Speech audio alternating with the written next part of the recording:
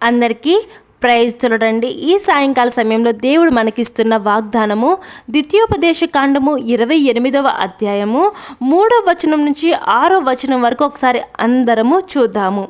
నీవు పట్టణంలో దీవింపబడుదువు, పొలములో దీవింపబడుదువు.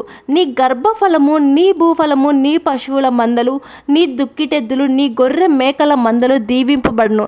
నీ గంపయు పిండి పిసుకుని తొట్టియు దీవింపబడును. నీవు లోపలికి వచ్చినప్పుడు దీవింపబడదువు, వెలుపలికి వెళ్ళినప్పుడు దీవింపబడదువు. ఆమేన్. దేవుడు ఇక్కడ మనకిస్తున్న వాగ్దానము అన్ని విధాలుగా నేను మిమ్మల్ని దీవిస్తాను అని చెప్పేసి మనకు వాగ్దానాన్ని ఇస్తున్నాడు. కానీ పైన ఇంకొక వచనాల్లో మనం చూసినట్లయితే ఇదే అధ్యాయము 28వ అధ్యాయం 1-2 వచనాలు మనం చూసినట్లయితే దేవుడి యొక్క ఆజ్ఞలకు ఎవరైతే లోబడతారో వాళ్ళని దీవిస్తాను, వాళ్ళ మీదకి ఆశీర్వాదాలు వస్తాయి అని చెప్పేసి దేవుడు మనకు వాగ్దానం ఇస్తున్నాడు.